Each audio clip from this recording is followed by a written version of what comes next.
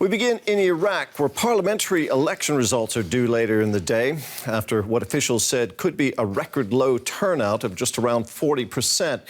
This election follows public pressure to hold the vote early. Calls for reform have been growing since a violent crackdown on anti-government protests 2 years ago.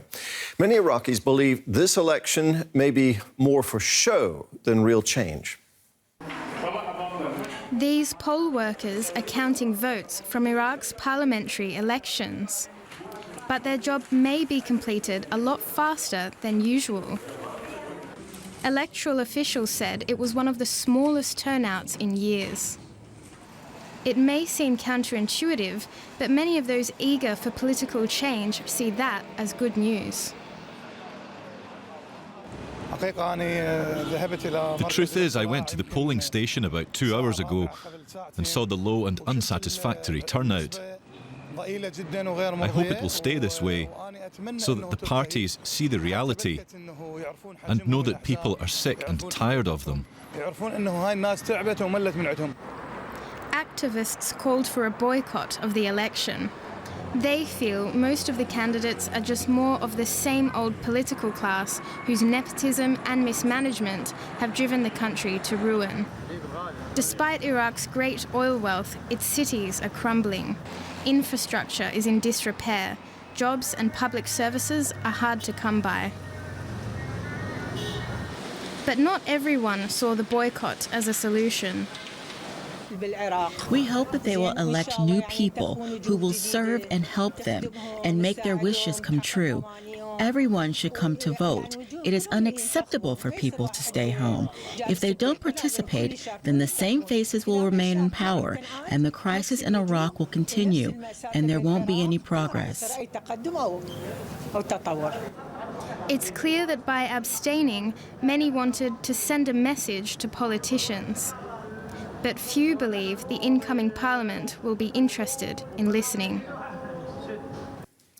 Well, for more, we're joined now by Sofia Niti, a journalist in Baghdad. Thanks for being with us. Tell us, Sofia, what's at stake for Iraqis in this election? Iraqis were voting yesterday to elect the new 329 members of their parliament, and this vote was anticipated of 6 months according to the official calendar, especially to appease the protests of the population exasperated by corruption, by the failure of public services and the influence of Iran in the country. A new electoral system was in place, and it was supposed to favorize local candidates and to have more and smaller groups. But few voters turned up yesterday, and the voting station didn't see any young people in the streets. So despite the protest movement having won a new electoral law that might see more independent candidates, most refused to vote, and it's the lowest turnout ever in Iraqi democracy, around 41% according to the first preliminary figures of the Iraqi High Electoral Commission. But why the low turnout? What do you make of that? Who's going to benefit from that? Well, even if there is a very, very low turnout, there is not a minimum required. So the election should not be invalidated.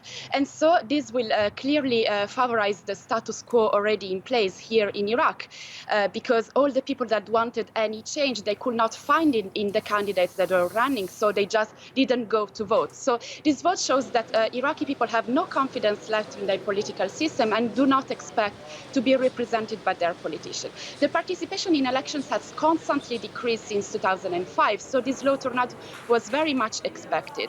And this also because in a country like Iraq, where corruption is everywhere, it's traditionally difficult to convince people to go to vote. And this is always to favorize the traditional parties already in place. So there's massive public pressure to hold the election early. It was brought forward in reaction to that. The electoral system was changed a bit to favour more local candidates, you say, but people just aren't going to vote in it. What, if anything, is expected to change then as a result of this election?